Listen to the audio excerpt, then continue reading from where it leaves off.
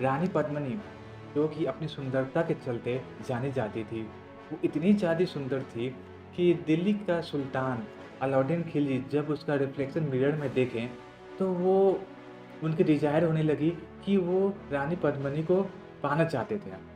उनकी बस एक झलक को देखकर। मगर रानी पद्मिनी की शादी राणा ऑफ चित्तौड़ रतन सेन से हो गया। रतन सेन के दरबार में एक म्यूजिशियन था जिसे कहते थे राघव चेतन। रतन सेन ने राघव चेतन को अपने दरबार से निकाल दिया था और राघव चेतन ने उसी समय डिसाइड कर लिया कि वो राणा रतन सेन से बदला लेंगे। राघव चेतन बदला लेने के लिए दिल्ली के जो सुल्तान थे अलाउद्दीन खिलजी उसके पास गए और उन्होंने रानी पद्मिनी के बारे में बताया। जब ये बात अलाउद्दीन खिलजी को मालूम पड़ा, तब वो बहुत ज़्यादा एक्साइटेड हो गए थे और उनको इच्छा होने लगी कि वो एक बार उनको देखें कि आखिर में वो उतनी सुंदरता है भी कि नहीं उसमें। अलाउद्दीन खिलजी ने एक संदेश भेजा राणा रतन सेन को कि वो उनसे मिलना चाहते हैं और उनकी वाइफ रानी पद्मिनी से भी मिलना चाहते हैं। राणा प्रताप को इसमें कुछ अजीब नहीं लगा, मगर रानी पद्मिनी समझ गई थी कि कुछ तो गड़बड़ है।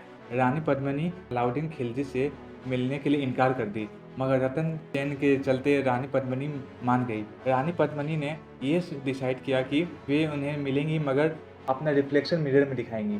जब अलाउद्दीन खिलजी उसका रिफ्लेक्शन मिरर में देखें, तब कि वो रानी पद्मिनी को किसी भी हाल में चाहेंगे। एक समय राणा प्रताप जब वापस आ रहे थे, तो अलाउद्दीन खिलजी ने उन्हें पकड़ लिया और उनके दरबार में ये संदेश पहुंचाया कि अगर रतन सेन को आज़ाद करना है तो रानी पद्मिनी को आना पड़ेगा। रानी पद्मिनी ने ये संदेश दोबारा भिजवाया कि हाँ, मैं आऊँगी। अगले दिन सुल्तान के कैंप में 2 लोग आए पालकी के साथ। सुल्तान को लगा कि उसमें से पालकी में उनकी मेड होगी और रानी पद्मिनी होगी, मगर उसमें रानी पद्मिनी ने अपने बदले सैनिक को भेज दिया था और उन सैनिकों ने राणा रतन सिंह को आज़ाद कर लिया और फिर वो अपने राजा को अपने महल लेके आ गए।